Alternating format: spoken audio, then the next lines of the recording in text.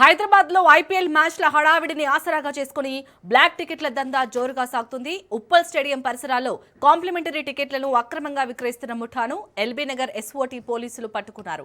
బహిరంగంగానే టికెట్లను భారీ ధరలకు అమ్ముతున్న నలుగురు వ్యక్తులను అదుపులోకి తీసుకుని వారి వద్ద నుంచి కాంప్లిమెంటరీ టికెట్లు స్వాధీనం చేసుకున్నారు. అనంతరం నిందితులను ఉప్పల్ పోలీసులకు అప్పగించారు. ఐపీఎల్ మ్యాచ్లకు భారీ డిమాండ్ ఉండడంతో కొందరు ఈ అవకాశాన్ని దుర్వినియోగం చేస్తూ బ్లాక్ మార్కెట్ కు తెరలేపుతున్నారని పోలీసులు చెబుతున్నారు. ఈ వ్యవహారంపై పూర్తి స్థాయిలో దర్యాప్తు కొనసాగుతుందని, బ్లాక్ టికెట్ల విక్రయాలపై కఠిన చర్యలు తీసుకుంటామని పోలీసులు హెచ్చరించారు.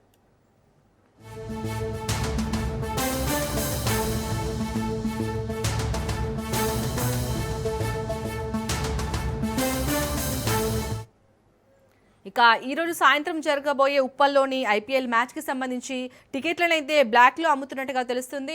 ఆల్రెడీ నిందితులు నలుగురునైతే పోలీసులు అదుపులోకి తీసుకున్నట్టుగా తెలుస్తుంది. మరిన్ని డీటెయిల్స్ ని మా ప్రతినిధి పవన్ అందిస్తారు. పవన్, మరికొద్ది సేపట్లో ప్రారంభం కానున్న మ్యాచ్ కి మాత్రము పెద్ద ఎత్తున బ్లాక్ లో టికెట్ దందా కూడా కొనసాగుతుంది. ఈ రోజు ఎస్ఆర్హెచ్ ఆర్సీబీ మ్యాచ్ రాత్రి 7:30 సమయంలో ప్రారంభమవుతున్న నేపథ్యంలో ఇప్పటికే ఉప్పల్ స్టేడియం చుట్టుపక్కల ప్రాంతాల్లో కూడా బ్లాక్ టికెట్లు అమ్ముతున్న వారిని కూడా పోలీసులు అదుపులోకి తీసుకున్నారు.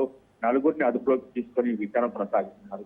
అయితే బ్లాక్ లో ఎలా దీనికి సంబంధించి పూర్తిగా ఇప్పటివరకు ఎన్ని పెద్ద మొత్తంలో టికెట్స్ అమ్మారు అనే దానిపైన కూడా ఆరా తీస్తున్నారు. అయితే వీరికి టికెట్లు ఎవరు ఇచ్చారనే దానిపైన కూడా ప్రధానంగా దీనికి సంబంధించి ఇటు పోలీసులు మొత్తానికి ఇంకా ఈ యొక్క బ్లాక్ టికెట్ల దందా కొనసాగుతున్న నేపథ్యంలో టాస్క్ కావచ్చు, ఎస్పోర్ట్ కావచ్చు, స్పెషల్ పోలీస్ అంతా కూడా దీనికి సంబంధించి ఇటు ఉప్పల్ స్టేడియం చుట్టూ అంతా కూడా గట్టి నిఘా ఏర్పాటు చేస్తారు. అంతేకాకుండా సీసీ కెమెరా ద్వారా కూడా దీనికి సంబంధించి పూర్తిగా పోలీసులు భద్రత పర్యవేక్షిస్తున్నారు. ముఖ్యంగా చూస్తే ఎందుకంటే ఈ యొక్క RCB SRH match high voltage match కాబట్టి పెద్ద ఎత్తున కూడా దీనికి సంబంధించి టికెట్లు బ్లాక్ లో అమ్ముతున్న నేపథ్యంలోనే నలుగురిని కూడా పోలీసులు అదుపులోకి తీసుకున్నారు.